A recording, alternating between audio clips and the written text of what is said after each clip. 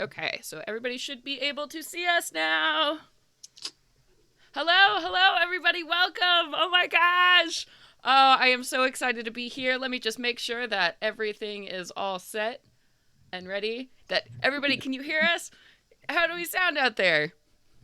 Ooh, sexy, I hope. Ooh, I hope we. Yup. Definitely sexy. That's what we're going for. Hi, everybody. Oh my gosh. Welcome. I am really excited for this game. As you might have noticed, we have a new face joining us today. Hey, Katie, say hi to the people. Hello, everybody. So that's what Katie's voice sounds like. Get used to it. As we said last time, Brittany is now away on her tattoo tour of the U.S. And if you want to hear more about that, of course, check out all of her social media. She's posting like all the stops she's going to, and I think she still is booking some appointments. So she's out there in the wide world living her truth. So while she's doing that, Katie so graciously decided to come on and be a guest player with us. I usually play with Katie over on the Nerd Immersion channel on Mondays, so we've played a lot of D&D together, and she's really special and awesome. So, yay! So everybody be super nice to Katie, or I'll cut you. Watch out, y'all. Anyway, on that note, hi, everybody. Welcome to another episode of the Venture Maidens podcast. My name is Celeste Konowich, and I'm going to be your dungeon master. And then, Nassim, it's you. Oh, yeah. I go first now. This is so weird. Whoa. I'm Nassim. I'm playing your human monk, Sayonor. Do I go or does Katie go? And then, Sage, you will go. Okay, it's me. I'm Sage. I play your barbarian who is hopefully going to cut things. Caer. Yes. And Katie. Hi, I'm Katie. I'm going to be playing Farah Dress for today. Sorry, I'll fix the overlay for next time. It's all good. I'm going to be playing a tiefling sorcerer. Yes. Oh my gosh, I'm so excited. So Katie, I don't know if you're up to date with what happened last time, but this is the part where we do the recap of what happened. What kind of shit did we get up to last time, guys? There was a lot. So what happened? Tell me. Well, I believe it started with us leaving the warehouse, leaving the Yugoloth's place, and you had wanted to go check up. Yeah, that Harmonia dream. Yeah. Right. Yeah, Arnadel freaked out about Fitzpatrick, found him. He was a little bit dazed, but Harmonia had disappeared. There was some kind of scruff in the bathhouse, and she was gone. So we left to go check up on Rashad and his daughter to make sure that the contract that we had struck with Bartleby actually came true, and they were set free. And it did. They were super happy, and they were celebrating, so we celebrated with them. Yeah, they were having a gay old time. Everyone got free drinks, and we hung out there for a little bit, celebrated with them. And Saya was white girl wasted. Oh, yeah. That's right. Oh my god, it was so funny. Yeah, Carl did push-ups for her. Yeah. We had ourselves a night. It was a night. And then we started hitting the road, like, even before we had sobered up. We were just like, all right, let's go. Drunkenly taxied home on a boat. Yep. You took a boat, oops. Yes, and we discovered that the cat, she also likes to drink, but oh god, no, fucking Brittany's butterscotch is the correct. I was like, oh no, I already forgot. Not buttercup. Crap. Butterscotch also likes the human beverages. Yeah, so that was kind of funny. Little cat dish of whiskey. Butterscotch is now everybody's favorite NPC. I'm just letting you all know. So yeah, I mean, obviously, sassy. Who doesn't love sassy cat? Car doesn't. Arnie doesn't. No. And then on our way back, we ended up carting back to our host's place, and Kara spotted a wagon a black wagon, very ornate, pulled over on the side of the road, and these what appeared to be cultists were unloading some chest of some kind, where this like vulture man, nasty looking thing, came out. He was so gross. Yeah. Yeah, and all of his cultists, and it got into we got into kind of a kerfuffle fighting the cultist and dude guy. He like bamf off at the last minute and was like, "Not today." We're like, "Fuck you, you coward!" And because he was mad because he saw Arnadell was like, "Raven bitch," and she's like, "Nah, Nah, man. Like, nah, bro. nah, bro, that ain't me. I'm just like her warlock." And he's like, "Well, then you deliver her a message. I've got some words. We need some vengeance to hash out." And Arnadell's like, "Oh, okay. Mm-hmm. Not my problem." And then So many things. She then bamfed Arnadell into the Sisters of Sorrow's lair, mystical realm, whatever the fuck. lounge, the magical living room. Yeah, the magic tea house. And they were like, "Hey, your girl Raven Queen is here and she needs you to do some stuff." So they talked. Oh my god, yeah. She has to slay 13 devils? 13 of those vulture things. Yes. Mm-hmm. They were the dudes essentially. What was it like? They imprisoned the Raven Queen, so she took revenge on them. Basically, they were 13 wizards who betrayed her in her final moment and are directly responsible for her now not being a full god and being trapped in the Shadowfell in her current state. So she transformed them into these horrible monsters as vengeance. Mm-hmm. And now they're like, mm-mm. So she's like, we're going to go on a road trip. You're going to bring your boy toy and we're going to kill all of them. And Arnadell's like, yay. Yeah. She was Road trip. She was down and was like, "All right, I got you, girl. I'm doing this." But then as a final goodbye, we had our last ladies' night back at the keep. And or not back at the keep, at the dude's house. At Finn's estate. Finn's estate. Yep. And yeah, that was pretty much it. Yeah, so that's where we're picking up. It's the morning time. So Arnadell and Aaron have already left. You know, they packed their supplies and are off to slay these 13 creatures. And until that's done, Arnadell shall not be returning. So Kara, Saye, you are back now with, of course, so Rem, Kristoff, Gidget's there, everybody's there, and you're all back again at Finn's estate. And as you kind of begin to wake up and assemble, you see that everybody is already up around that big breakfast table that you see people at. And Butterscotch is sitting right on top of the table, and Isolde and her seem to be just staring at each other. Ooh, I love that D&D Beyond has a take long rest button to like reset all your stuff. Yeah, D&D Beyond. Oh yeah, so also take a long rest because you guys are not at 15 hit points anymore. Oh, Where's that button? There we go. Yes, there we go. Now I got to pick. Oh, long rest right there. Okay. Actually, let me fix it real quick because we don't have Farah on here. 1 second. Yes, take a long rest. Confirm. You did click it like 4 times. Yeah. Yeah. Okay. I get 4 long rests. See, I'm better. Okay. Let's see. I'm so rested. That's not my max hit points. What are you saying? It's confused about what my max hit points are. Okay. Sorry. I had to like I ended up putting in mine manually because it was like, yeah, I should have done that because what just happened? It just reset mine to a completely wrong number. I don't know. That's something to explore. But now it's correct. Now we have Farah listed on there, and Arnadell is gone. Oh no! Just for now. Yeah. So you are walking into this room. Kristoff is sitting there, also looking at Butterscotch.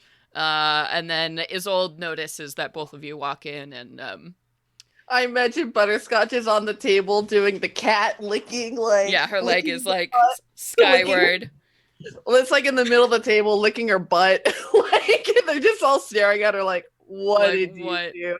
Yeah, and Isolde turns to both of you and is like, so, this new companion. Yeah, Kara looks like her regular self since she's back at Finn's estate, and so I don't have to talk like a gentleman anymore.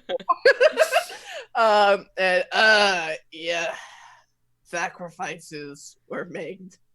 I see. Well, I suppose if you are willing to vouch for her, and Butterscotch is like, well, don't talk about me like I'm not here. Bleh, bleh, bleh, and then immediately goes back to and Kristoff just gives you both a look. Oh, thank you everybody for subscribing and doing the donations. You're the best. So she's Kristoff doesn't really know what's going on here. Yeah, Kara like looks over to him and shrugs. It's just like dude, we can tell you the whole story if you'd like. I suppose. A message came from you, by the way. We assume from Rowan. He sends his gratitude. So. Oh, fantastic! Oh my God, you wouldn't believe it. His wife, her name was also in the book of the Yugoloth. We got so much dirt on her. And yeah, Isolde definitely leans forward at this. She's like, Deirdre? Really? Yeah. Deals Her name was in...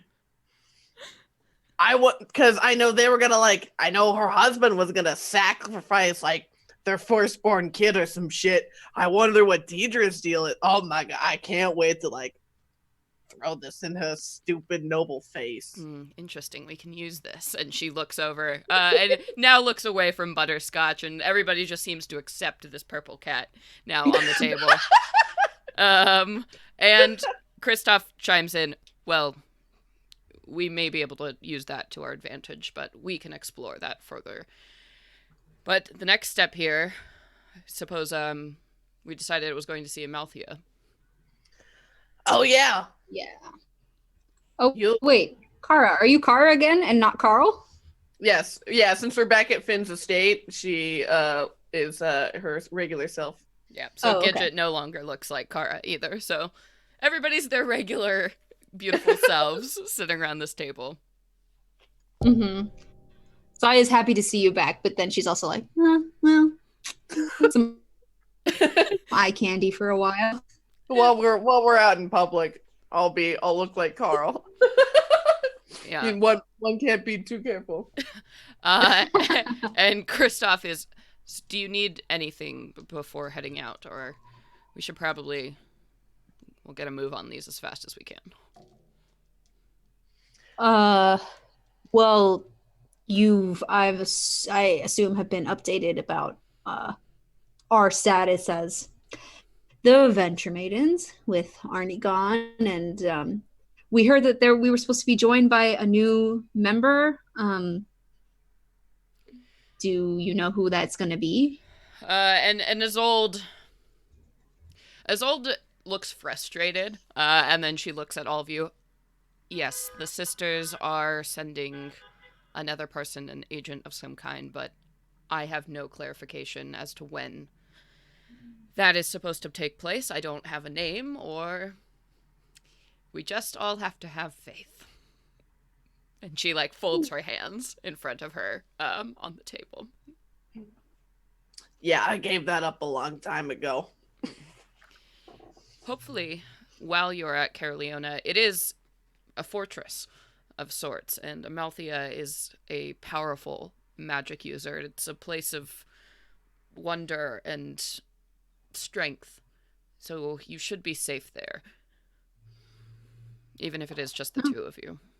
Hopefully, right. Amalthea doesn't need anything too dangerous done. We really have no intel on what you'll be facing when you arrive. Mm-hmm. Well, then, yeah, I agree. The sooner the better. We still have a lot of things to do after this, so. Indeed. Yeah, I mean, I don't got anything else to do. I guess we might as well head out. Whatever.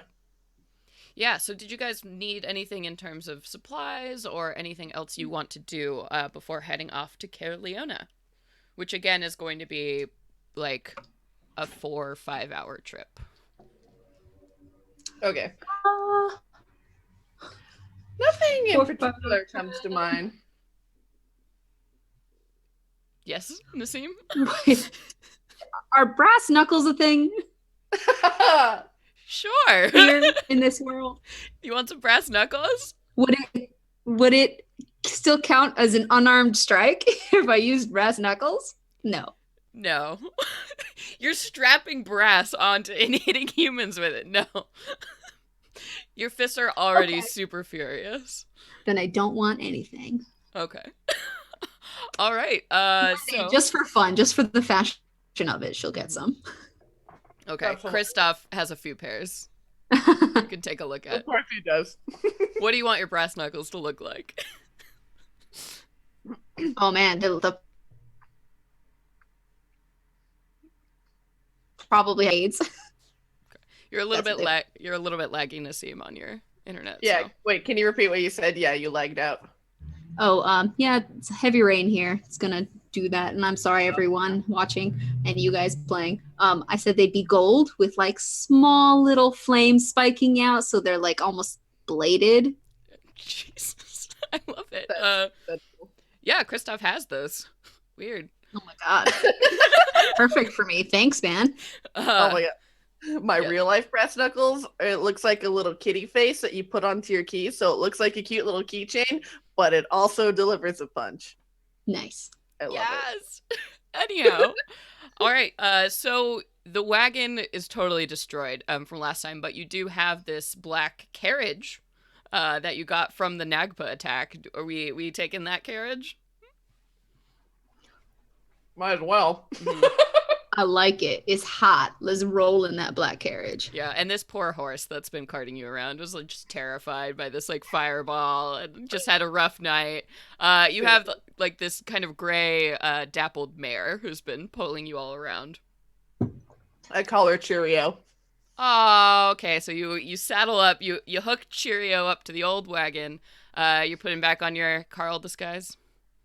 Yep, as we're packing up the wagon, yeah, put on the face of Carl. Circlet. Long time no see there, Carl. Pat on the back.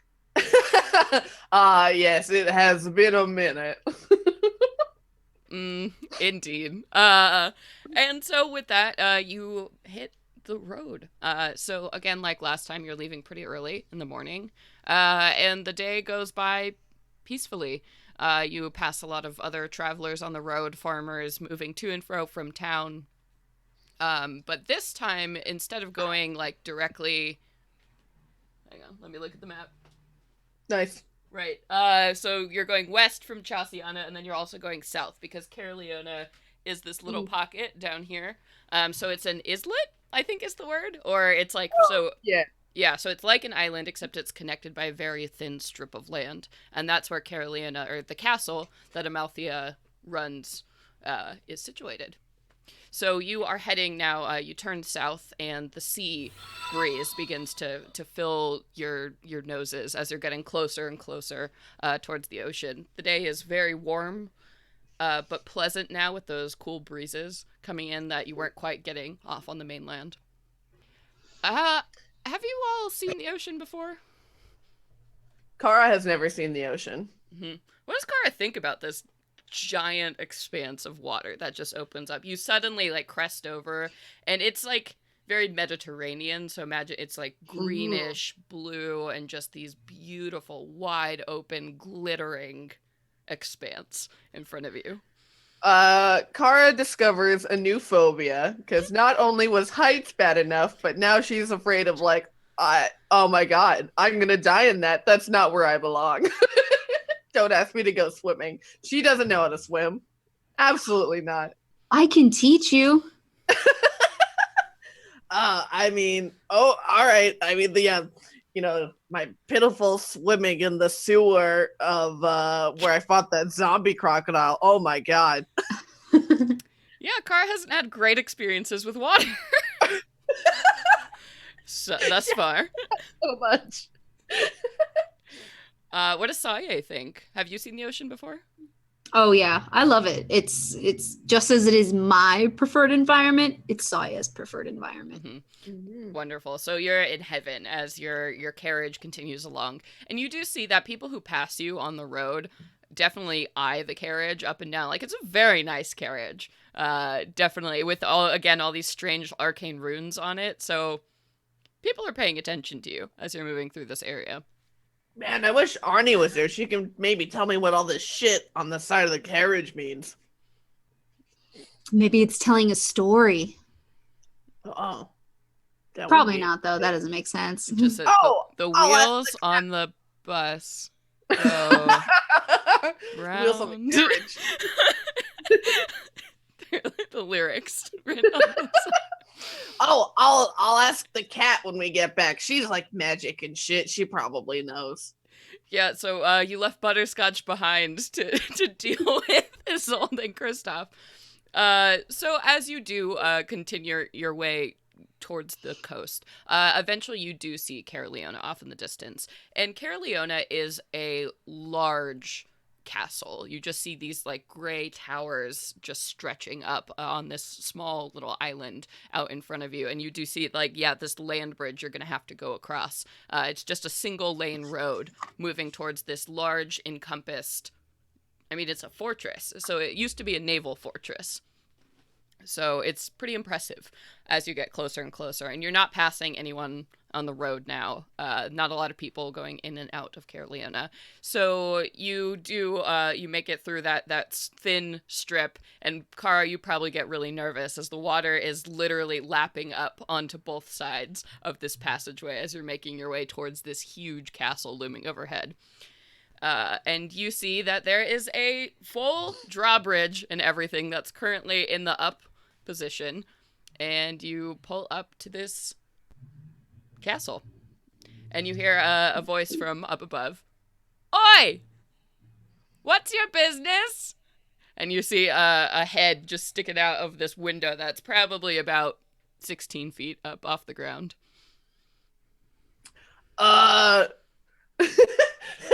To seek the grail. No, I'm just...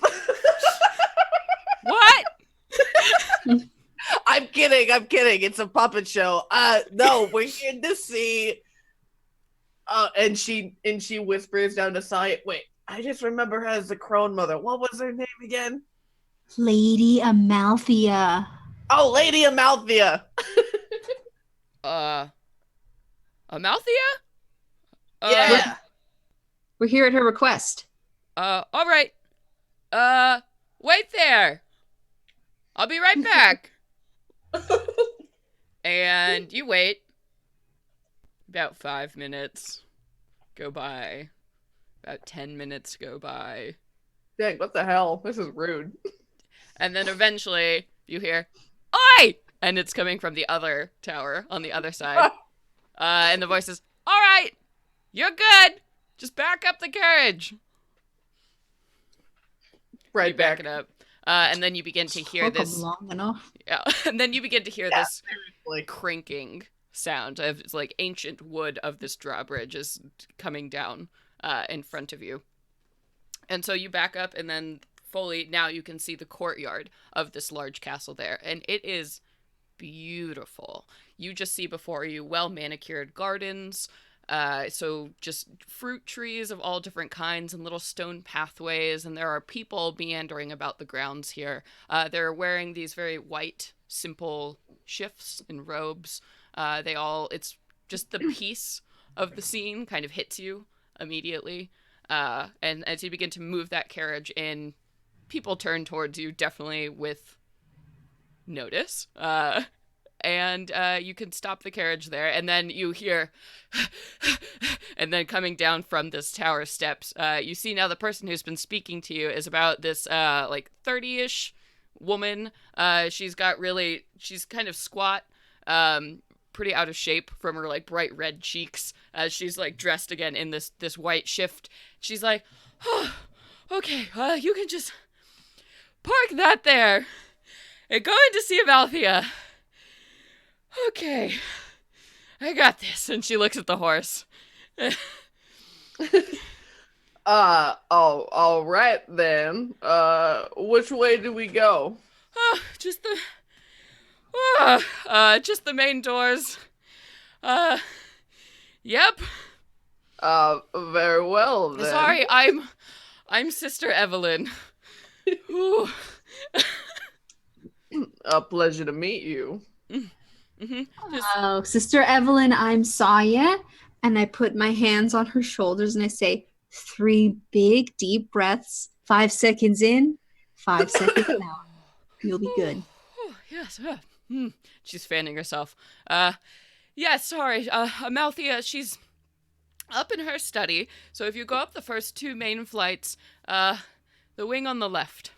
Sorry, we're a little understaffed at the moment. But please, she's expecting you. Make your way right in. Thank you very much. Mm-hmm. And she, starts tugging on the bridle of Cheerio and leading them presumably off towards stables that you can't maybe see from the main block of the building.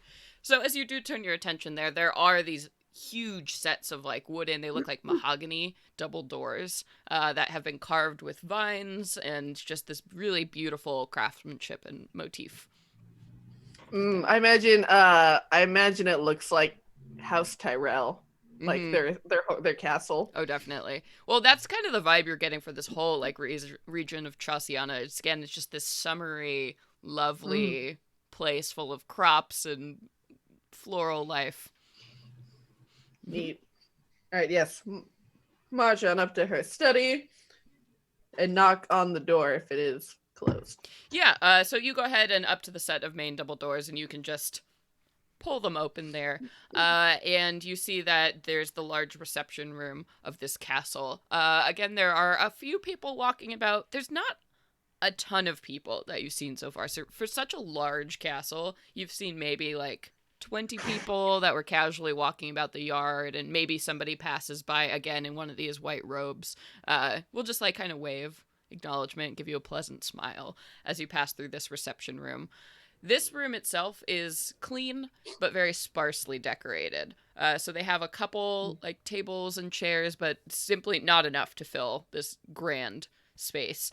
But then you do see right across from you this big set of staircases that leads up to the second floor of the castle. Up to the second floor.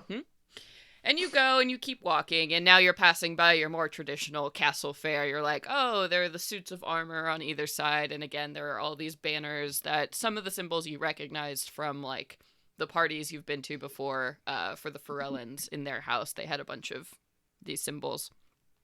And you finally make your way up to the second floor, turn left as directed, and you open up into this much sunnier kind of wing of the castle. You see that there are a bunch of these doors that have just been flung open. They look like larger suites, sort of office type things. And right now, all of the windows are open. So the same that sea salt is coming in and directing through the windows, and you see the fluttering of curtains all along this part of the castle. It's absolutely beautiful. And one of these places is open, and you see that inside there is a neat desk that has a bunch of bookcases surrounding it. You recognize immediately Amalthea is sitting on one side of this desk here. And then there is somebody else sitting in the chair immediately across from Amalthea. And Katie, could you please describe what you look like? Sure. So she's a very lanky woman, very string bean. She's about 6 feet tall, very tan skin, straight then curved back goat horns, shockingly teal wavy bob, and eyes like Madame Hooch, very cat-like from Harry Potter. And she's got a tail that's just aimlessly whipping around, and she's just dressed very comfortably in waist-high breeches, tall boots, and a loose jacket and tunic. You see, Saya sees Carl's mouth visibly drop. Yeah. She looks over and looks you up and down. And then Amalthea smiles at both of you as you step in. And Saya, it is good to see you. I thought perhaps you had forgotten about our little arrangement, but welcome to Caer Leona. This is Farah, this is Saye, and I'm sorry, young man. I don't believe I've had the pleasure. Oh, my name. Wait, what are we calling me again? He looks at Saye. This is my good friend Carl. We've traveled together and done a lot of missions covering each other's back. So he's a real big help for whatever you need us for. And it's a pleasure to meet you, Farah. Or And what was her name? Yeah. Farah. And I reach over and extend my hand out to Amalthea to shake hers. And she extends her hand out to you. Yeah. Like for a kiss. She's not going to shake your hand. Okay. Yeah. We're like, oh yeah. All right. Yes, and lean in to kiss. Charming fellow you travel with. Anyhow, I'm glad you've come. And she stands up from her desk, and everybody go ahead and give me a perception check. Oh boy. Natural 20! What? Wow. All right. Well, starting that off in a sage fashion. 9. What a waste. 9. 10. Okay. So then Carl is going to be the only one who sees this. As Amalthea goes to stand, you see one of her legs definitely like buckles, and she kind of falls a little bit, but manages to straighten herself, like pained, as she stands up from this desk. My dear lady, are you all right? And I extend out like my arm to her for her to like grab onto. Oh, how lovely, dear. It's just sometimes the sea air, these old bones, you know. And she walks over towards like one of the open windows here. And now since you're on the second level, you can see over the wall that surrounds this castle. And just on all sides, there's just this glittering blue water. It's absolutely stunning from this perspective. And she looks out over the ocean and then turns back towards all of you. Like I said, it's good you've come. I am in need of some assistance. And I was thinking, Farah, perhaps what you've been learning here, well, it seems like providence that you've come at this time. Hopefully all of you can help me with this problem I'm facing. Yeah. Would one of you please close the door? Oh, yeah. I'll close it. And she does, and she makes like some kind of warding gesture as well, and you see like this blue light flare up over the door and the windows momentarily. And she sort of slumps against the wall. And you see now, and Farah, this is something you have not seen directly from her. She looks so tired as she just sags against this wall. Amalthea has never been a weak woman. She's always been a firecracker, and she just looks awful. Farah, what have you been doing today before this point? She's been going through a bunch of books on healing and like half reading, half daydreaming. Probably came up to talk to Amalthea just to pass time, because she's just been there trying to study healing magic. Yep. But not really a studying type. Yeah. I think you had received a note from Amalthea like in the middle of the day, and it had been, just like, come up and have some tea, which had been totally a great excuse to get your nose out of all the dusty books. Yeah, like, thank God. So she had told you to come, and you've been waiting here for about 20 minutes, and Amalthea has assured you that something was going to happen soon. And now that she has all of you there, as of late, I have found my skills challenged by something very specific. I am a healer. Caer Leona is a place for the sick. I have always prided myself on being able to cure any ailment, anything that can trouble a being. But I'm afraid that is just not so any longer. There is a creature that I found that needed my assistance. And I have been unable to help it. Underneath this castle, there are catacombs. We keep them sealed off. Of course, now they're unsafe, and we haven't fully explored everything that's down there. But I, against my better judgment, have been concealing this creature down there. I hoped that I could help it. I could restore some semblance of its previous sanity. But, and she looks down, like, at her hands that look shriveled and fragile. I fear if I stay connected to this creature any longer, it will kill me. And what manner of creature is this? Well, it is a creature. Let me double check.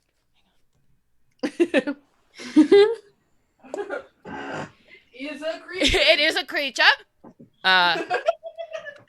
It calls itself Adriel. And it is... well, it is an angel. I'm sorry, what? I assume it was sent to me by the mother. It found its way here to me, and it was angry and broken, and I thought I could help it. But I have failed, and it has slipped my grasp, so it is somewhere wandering down below. You must find it and either convince it to leave or take a more permanent solution.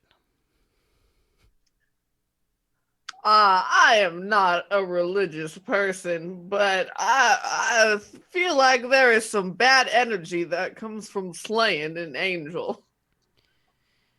Indeed. This whole situation is not ideal by any means, but this creature, I don't know what caused it to fall, but it has fallen. And despite my best efforts, everything I could do, all of my spell casting, my knowledge, I have not been able to heal this creature, repair what was done to it. I fear it is beyond any mortal skill. Well, how were you connected to it? If we were to hurt it, wouldn't that hurt you? No, I've bonded our life energies together in an attempt to stabilize it, I suppose. As it lives, it draws strength from me. That connection needs to be severed. I see. And it merely going away, flying away somewhere else will do this? Perhaps. Well, all right then. Did it say anything to you at all about what happened to it? Nothing? It has not been... They have not told me much. They've not been able to tell me much. I fear its sanity is irreparably damaged. Who is this mother that you mentioned? I don't know a mother. The mother. The goddess who watches over us all and created the Eladrin people. Oh, right. Do you think some reconnecting spiritually with them or her or whomever would get some help? That is what Reach out to her and tell her that her angel has fallen? That is what I have tried to do, child. I have spent my life in contemplation and service to the mother. This place, I built it, I reimagined it in her honor. If there's anyone who could have reforged that bond, it would have been me. But perhaps I was wrong in assuming that she sent it. Perhaps she drove it away, and it made its way here. Let's see. Interesting. And Farah, are you an expert on angels? Is that why you are to accompany us? I mean, kind of in a way. My grandpa was a Deva. My mom's an Azamar, so feels a little weird to go on an angel hunt, but it's better than reading, so I'm down. Farah is touched by divinity in many ways. I think she will be a valuable asset to helping you, and perhaps a counselor of how to navigate this situation the best we can. Seems good to me. Well, anything else we should know? Any advice on how to take down an angel? I do not pretend to have ever done that.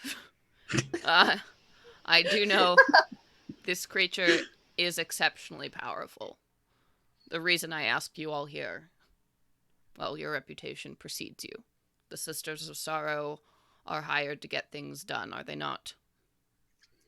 Yes, I suppose so. Are they immune to any sort of effects? Would you know, either of you? I cannot say. I wouldn't try using any radiant energy, personally. Well, I do not have to worry about that. The first problem, of course, will be finding this creature. I kept it on the first level down below, but of course it no longer is there. I fear it may have gone deeper into even the unexplored part of these catacombs. I can, of course, give you a key to that area down there, but nobody goes down there. It's an unpleasant place. In what way, other than dark Other and thing? creepy? Yeah, there are other things down there besides the angel. I dare say, in a place that you have built to be for healing, that seems rather ominous. I gotta agree with them, and I don't even know them. and she smiles and like looks back out at the ocean. I did not build this place. I found it as it was standing. I restored it, the upper levels, and I made it a place of healing. I put it into service. Whoever built this castle, and for whatever purpose, I think it has worn many faces in its past. Interesting. Well, let's finish this basement. Can I roll a knowledge on the angel, on that whole thing, that whole Sure. shtick? Yeah, nature or Religion? religion or Religion. whatever you want. Ooh. This was Strahd's castle. We're really in Strahd's castle. Oh, my no, God. it's Ravenloft. Crap. Oh, yeah, that was a 27. Hell Oh, yeah. Whoa. Okay. All right. So, angels. There are a lot of different types of angels that are employed by the gods to do a lot of different things. So you have angels that are more specifically like angels of retribution that are all about punishment and like amazing fighters. You have angels of inspiration that sometimes can, touch down and like inspire great songs or bards, or you have healing angels. Basically, the mythos just keeps increasing of looking at every different perspective and religion, but angels are incredibly powerful beings that work for the gods to accomplish their material gains. So if you are squaring up with an angel, it really matters what type it is, though she doesn't seem to understand the distinctions. So that's kind of a bummer. His name was Audriel? Mm-hmm. Okay. Audriel. You do know that there are, of course, legends of angels that fall. So if angels, for some reason, they piss off the gods they work for or no longer serve their purposes, the gods will sever connections to these angels, which leaves them in despair since they were created always for a purpose, for a very specific purpose. And so when they no longer fulfill that purpose, bad things can happen. I see. To these creatures, to their sanity, perhaps. Angels are extremely rare. It's not like they're just walking around all the time. So Asmars are the closest thing you would get. They're like angel touched, or they come from like a background of divinity. But yeah, this is not a great situation if you're going to be squaring up with one of these things. Yeah. Okay.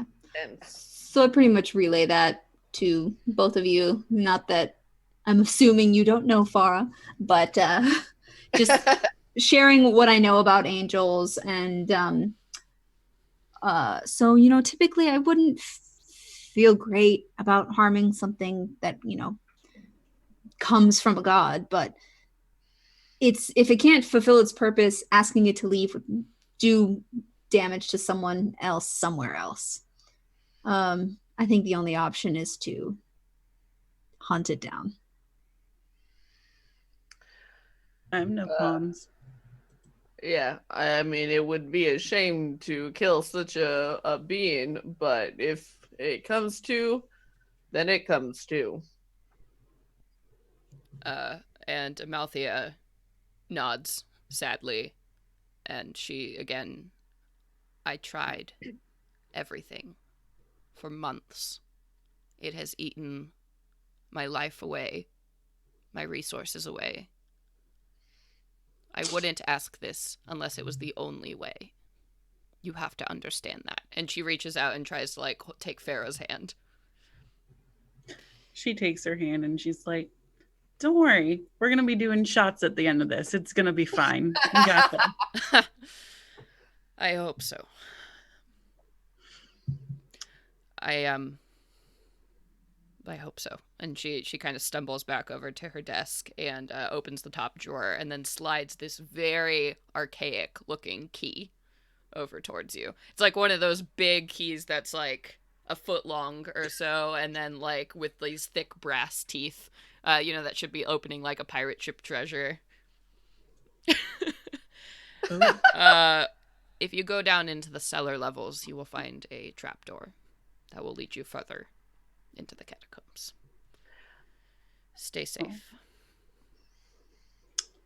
Will do. I'll take the key. No, lead the way, because I know this place. I follow behind. Yeah. And Amalthea goes back to staring out the window. Just walking towards where I know she described. I just kind of look back and I'm like, so, where are you guys from? Oh, from far under a mountain, very, very far northwest of here. Didn't know things that crawled out under mountains could be so cute, but learned something new. Well, all that living under a rock has done me some well then. I'm from the southeast monastery down there. Just been roaming the globe now for some time with the Sisters of Sorrow. And have you been studying with Amalthea this whole time? Yeah, I'm not really a bookish type, but you know, I am kind of at the will of my mother. I live at home for now, don't tell anyone. But she kind of grew up here, so healing magic it is. Yes, I quite understand the pressures that family life puts on your career choice. Gosh. But, you know, hey, now we get to go fight stuff, which is really exciting because I thought I was going crazy. Oh, do you enjoy that as well?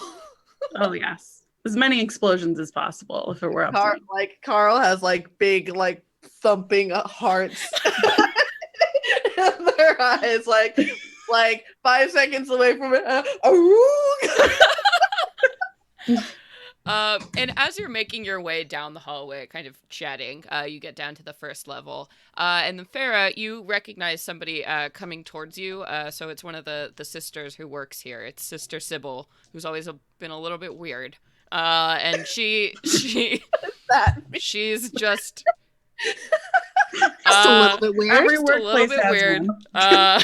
So she like is sort of floating down the hallway towards you, in her white robe that's just a little bit off kilter, and she's walking. She's like, "What are you about to do?"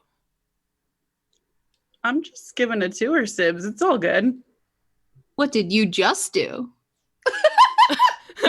And she my looks God. at you and blinks her like large, sort of glassy green eyes.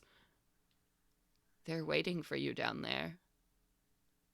All of them. And they're All of so who? angry. Hmm. She Good like looks. talk. She looks out the window. Who now? Well, cool. You know, are you single? I think I know a great guy for you. His name's Vlad. She's like, Vlad could never live again. Vlad, that's a nice name. And she looks at you and she like, her eyes go wide like she's just noticed you're standing there, Farah, and she's like, oh, I think I got lost. And she kind of pats you, and then promptly turns in the other direction and walks down a different hallway. Who? That? From my interactions with her in the past, like, has she ever like said anything like that to me?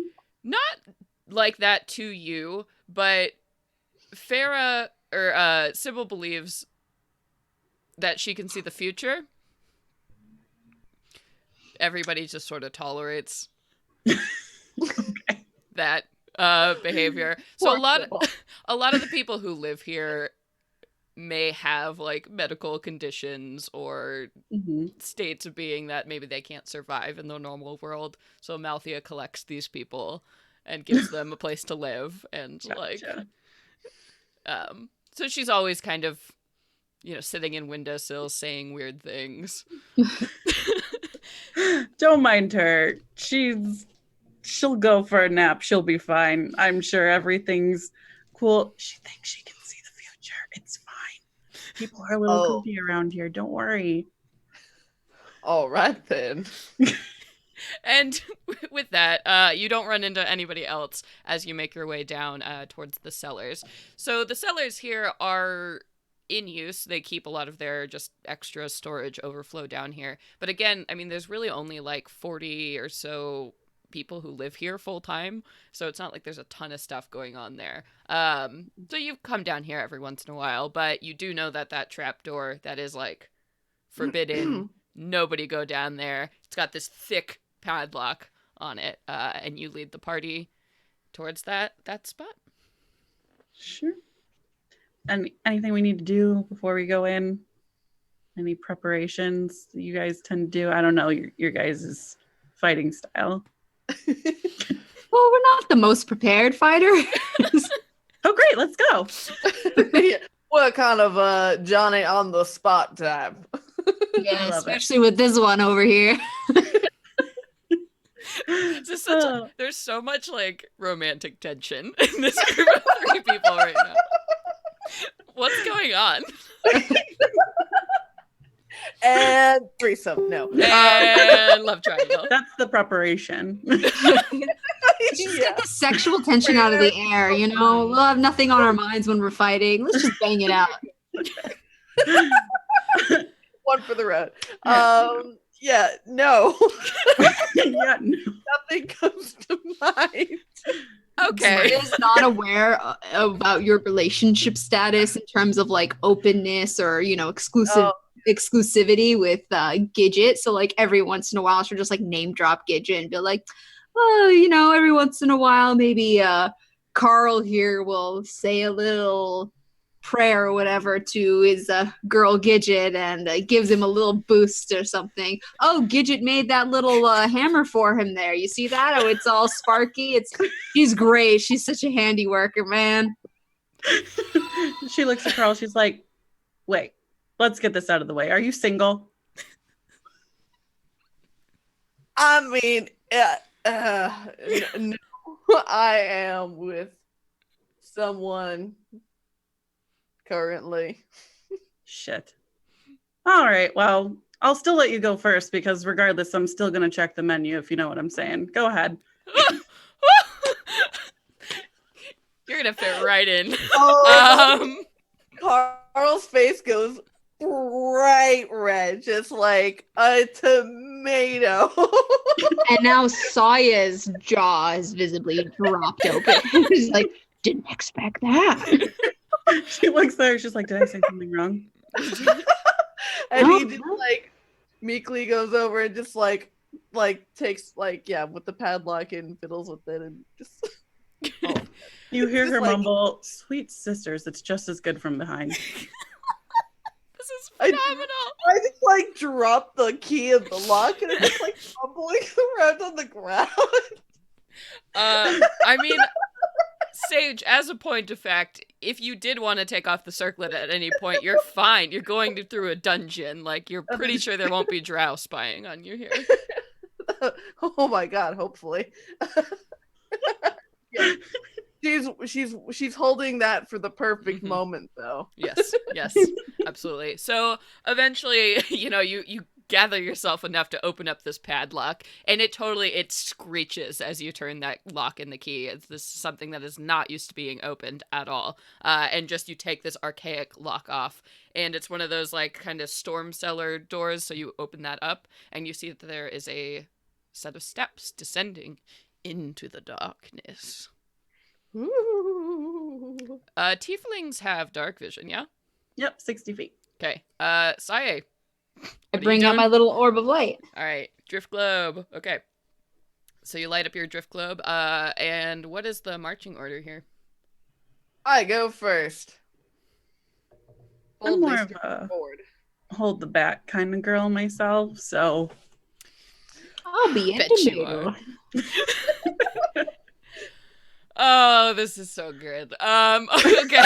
So you all walk down these set of steps, and immediately the smell of earth and just salt water hits your nose, because you feel like you're beginning to go subterranean on this island, right? So then all around you, presumably, there is the ocean.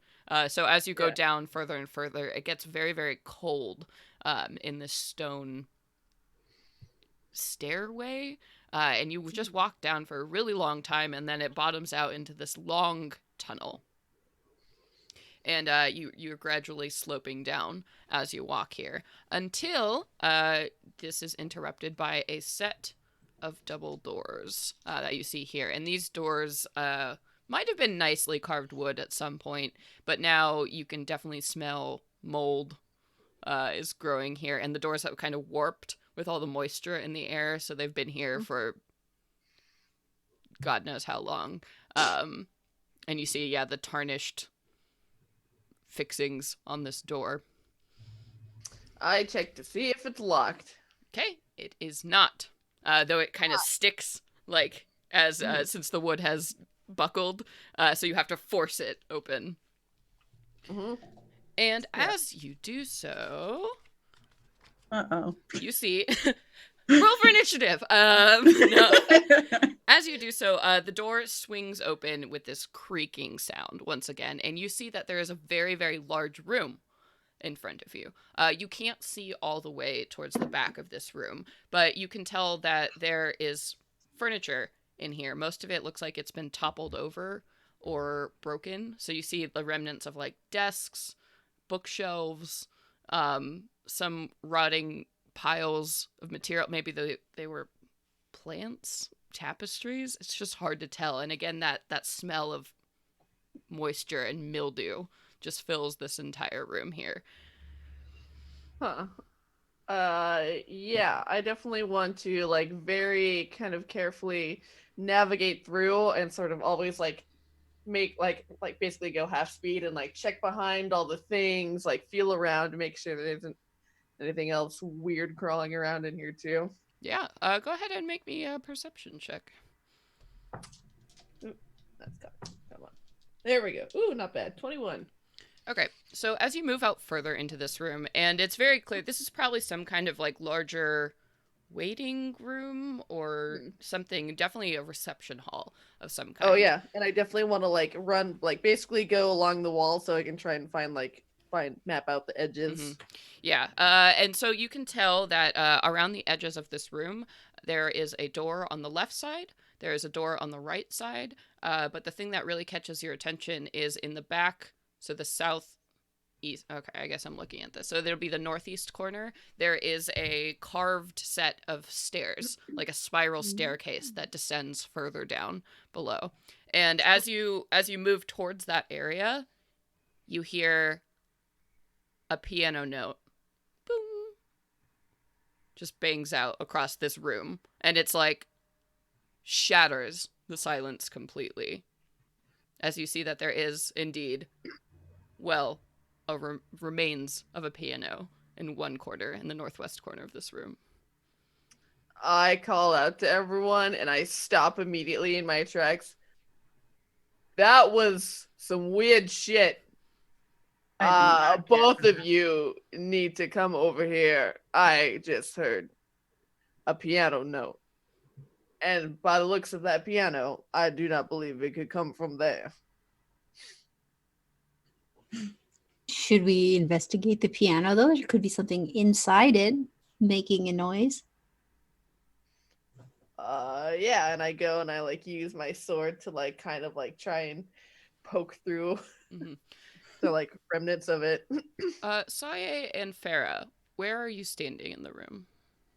At this point, I'm probably moved up behind Carl. So you all are, next to her. Yeah, so you're all clustered like around this piano. And this thing is rotted and falling apart, so it's just caved in on both sides, so you can see like the ivory keys kind of haphazardly stacked in some places, and the strings for the piano have definitely rotted away. There's absolutely no way a pristine note like that could have come from this piano. So I definitely started to rip through the pieces a little bit. Saye, it's at this point that you feel something cold brush against your elbow. Ooh. I slowly turn around. There's nothing there. Okay. I think there are some spirits with us in this room of some kind. I don't know what this place used to be before Amalthea came here, but we're not alone. Oh, joy.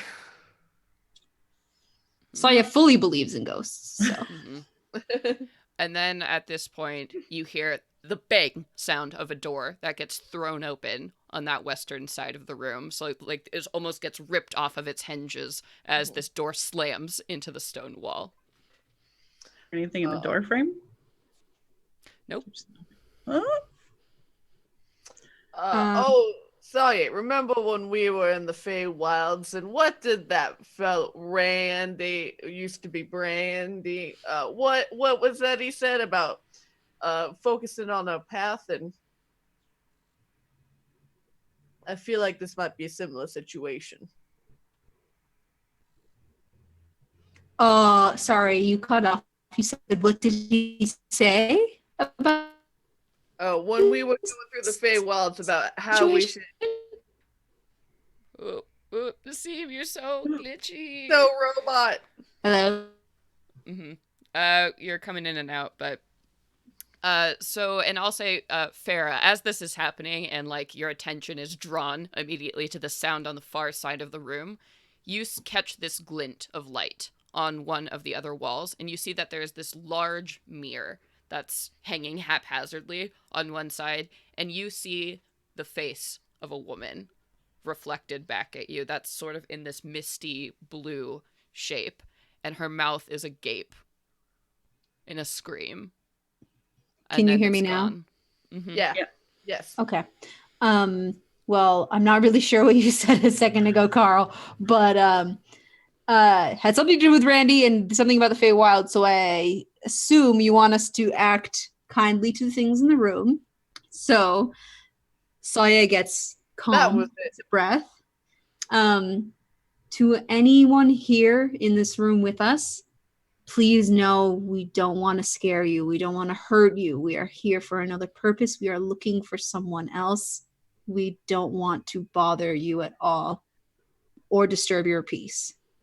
Farah taps on Saya's shoulder and she goes, I think that screaming lady in that mirror over there already looks pretty disturbed. Oh Saya, my god. go ahead and give me a persuasion check.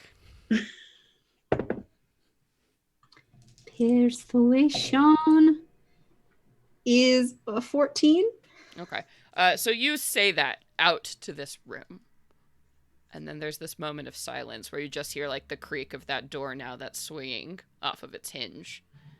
And then you begin to see this mist start to coalesce sort of in the center of the room.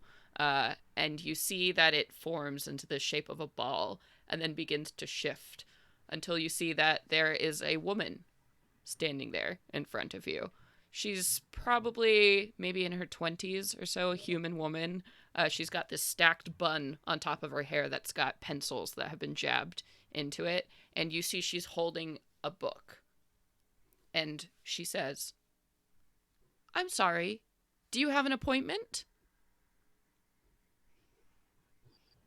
No appointment. We're here to meet someone. We're here to look for someone. "I'm sorry, Dr. Scarborough is very busy. If you don't have an appointment, I'm going to have to ask you to leave." I have an appointment. "Oh, Absolutely. what is your name?" And she opens up her ghost book and starts flipping through pages. She's like, oh, it's and she it's Farah. But like I have so many other names that I go by. Can I, if you just let me like see the book, I can point out, I didn't make the appointment myself. I could point out, what my friend would have, sent the message for. So. And she appears suddenly 5 feet closer to you, and she's just exactly the same, just very close to you now. Oh, excellent. Just what I wanted. Yes. Please point out your name in the book. And she turns it around to look at you. And as you see it, this book just seems to be like, you see words at first, but then it's like they turn into ants, and the black is just crawling all over this page and smattered across the surface of this book that makes it absolutely impossible to read. And she's just looking at you expectantly. Right. Ah, man. That's my friend coming up with so many nicknames. Maybe it's a new one. Who's to say? I've got quite the reputation. It comes with many silly names. Well, I suppose if you would like to wait in the exam room there, we may have an opening. Excellent. I would love to wait. Waiting's my favorite. Should we go wait, guys? I'm not sure I feel comfortable waiting in an exam room. Well, we can wait here, and if you want, you can let us know when the doctor's in. All right. I'll call you when it's your turn. Excellent. Thank you so much. Please, have a seat. And she gestures at all the ruined furniture around the room. Thank you so much. So hospitable. Appreciate it. Always a pleasure. Mm. And then she drifts kind of towards the center of the room and then disappears. What? Should we? Are we waiting or are we going to keep moving? I don't know if I want to be here when a doctor comes back. I certainly do not. So, maybe we keep going. She did when she's like, you may wait in the exam room. She indicated that door on the western side of the room that had flown off the handle. Are there any other doors in the room? There are. So there's a door on the east side of that wall, and then there are the stairs, the spooky staircase that leads down. And now that you're looking at it, it's like an iron wrought staircase, and you can see that all of these twisted, like, black pieces make flowers. They look like roses and thorns is the motif. Very cool. Well, Stairs. Based on what Amalthea said, I imagine we go down further. I would agree. But does anyone want to look at that other room? Oh, I'm terrified. Well, okay, yeah, maybe a quick peek. Okay. Can't resist. All right. I was like, oh, now that you say it like that. So, did you want to look at the exam room or the other door that hasn't been opened? The other one, I do not want to go in the exam room. Okay. Who's opening the door? I do. I think Carl is. So this is the same thing with this door. The wood has rotted and sticks in the frame, so you really have to give it some gusto as you pull this open. And you see before you there's a smaller room that's in similar sort of disarray. So it looks like maybe this was an office at some point, is your best guess. You can see that there are bookshelves that used to line the whole wall of this room, and something that looks like a globe that has an axe that's sticking in it, like in the middle of this desk here. And then you see this woman again. She is standing at the bookshelves, and she's reaching up and trying to put books back in a shelf that is no longer there. Close the door. Yeah, back out slowly. Here. And you too. Down?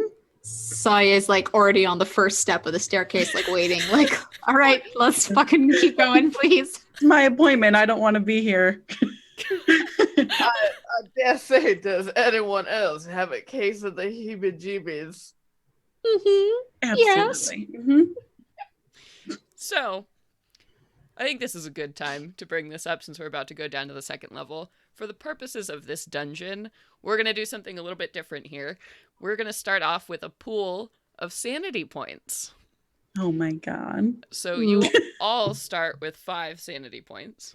And That's not that much. Mhm. And as we go through this, sometimes I will ask you to make a sanity roll.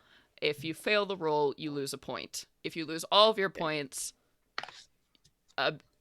something happens to you, and it's not great. Cool. You will go temporarily mad. Can you guys tell I've been playing a lot of Call of Cthulhu lately? So you have these 5 sanity points. I'm gonna hold on to those. Thanks. So what is it like in a base wisdom roll or? So I'm gonna, for the purposes of this roll, whatever you think your character would do realistically to face something horrible. Cool. So if you think if you're gonna approach this with like a keen mind, intelligence, like you're gonna rationalize whatever you see, or if you're pulling on like wisdom or strength of personality to get you through this, I will let you guys dictate whatever you need to for these rolls. Very cool. Ooh, I think Kara's choice would, like, how she would cope with something stressful like this would be through her constitution, and they're just like that urge and that persistence and that like physical drive just to carry on. Yep. Yeah, you find that strength inside yourself. Definitely. How do you, Saye, how do you think you would handle? I'd say through wisdom of past experiences, having been through a lot of traumatic things and coming out the other end, having learned and grown and stuff. And probably once she starts getting a little spooked, she's going to take out her mask from her father and put it on for like her security blanket. Yeah, definitely. Like, we've been through some of the worst shit. We can get through this. Yeah. And how would Farah handle this? I'd say probably intelligence because she did a lot of reading Mhm. in her childhood that she did not want to do. But finally, she's like, wow, this is applying Yeah. to life. Yeah. I understand how things work. This is okay. Science away the fear. Mhm. All right. I'm sure it won't come up. Anyway, I'm scared. Yeah, never. we're heading down the staircase. Marching order, please. Same I'm as before. first. Oh, you're Yeah. first now. Okay. Yeah, she was already like open it. Can we go? Let's go, please. I'm ready to go. Okay. All right. And as you all step onto the staircase, you hear this horrible creaking sound. And there's that one moment where, like, not sure if it's going to be able to handle the weight of all of you on this ancient staircase. But it does hold. And you begin to spiral down into the darkness. And you get down about maybe 10, 15 feet or so until you see that another hallway opens up and travels along like this long distance there.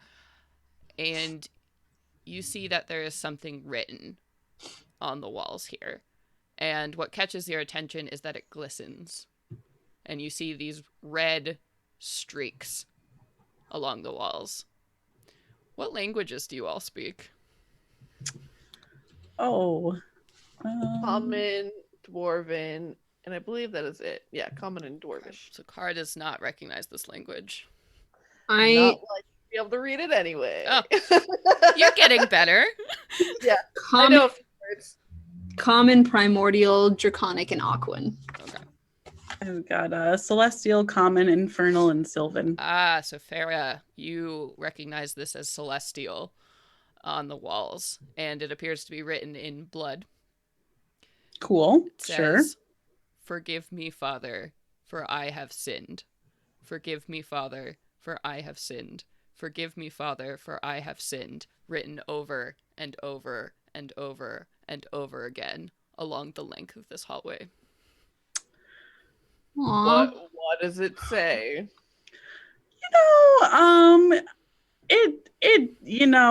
Okay, so it's forgive me, Father, I have sinned, like over and over and over again. I feel like we're on the right track to this fallen celestial. We're doing sounds good, like guys. Saya feels kind of bad for this angel. Like, she can't help it. Her soft spot. She's like, maybe he did something wrong, but to be cast out and to go crazy because of it, it's just way too tragic and probably undeserving, but she has to soldier on. Mhm. But her heart goes out to this angel, and like she takes a moment to like, I don't know. She essentially empathizes with the angel for a moment. Mhm. And as you do, the silence creeps in, and you just get the hair raises on the back of your neck, and you just got that sense that for a minute, maybe you weren't alone.